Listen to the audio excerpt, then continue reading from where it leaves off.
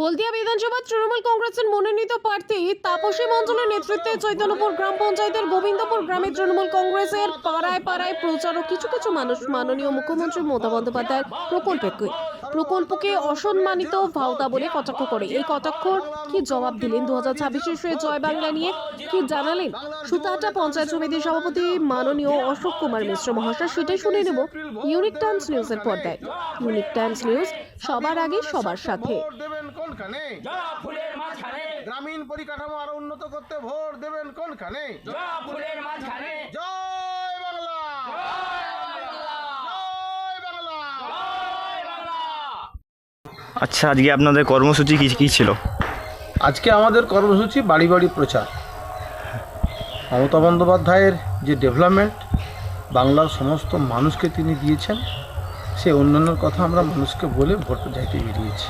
আমাদের প্রার্থী তাপসী মণ্ডলের সমর্থনে আমরা মানুষকে বলছি যে মমতা বন্দ্যোপাধ্যায়কে চতুর্থবার মুখ্যমন্ত্রী করতে হবে, কারণ মমতা বন্দ্যোপাধ্যায় কিন্তু বাংলার মানুষকে আজকে বাঁচিয়ে রেখেছেন তার বিভিন্ন প্রকল্পের মাধ্যমে। তাই মানুষের কাছে আবেদন জানাতে এসেছি এবং মানুষেরও অভূতপূর্ব সাড়া। তারা আমাদেরকে আশীর্বাদ করছেন, বলছেন যে অসুবিধার কিছু নেই, মমতা বন্দ্যোপাধ্যায় যতদিন আছে আমরা তাকেই ভোট দেব। আচ্ছা, 2026 আপনারা জয়ী নিয়ে কতটা আশাবাদী? না, জয় নিয়ে আমরা 100% আশাবাদী।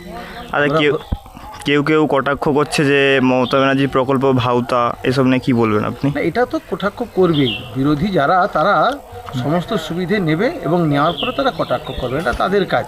কারণ এটা আমরা সমস্ত ক্ষেত্রেই দেখেছি, শুধু আজকে এই গভর্নমেন্টের ডেভেলপমেন্ট নয়, ব্যক্তিগত জীবনেও আমরা দেখেছি যে আমাদের কাছ থেকে যারা বেশি উপকৃত হয় তারাই কিন্তু বেশি সমালোচনা করে। এবং নিশ্চিত আপনারাও দেখবেন যে তারাই বেশি কটাক্ষ করছে যারা আগেই এই সুবিধাগুলো নিচ্ছে। আপনারা নিশ্চিত দেখেছেন, তখন রাজ্যের বিজেপির রাজ্য সভাপতি দিলীপ ঘোষ, তার পরিবারের লোকও কিন্তু স্বাস্থ্যসাথী কার্ডের জন্য আবেদন করেছে এবং তারা নিয়েছে, অথচ তারাই বেশি সমালোচনা করছে।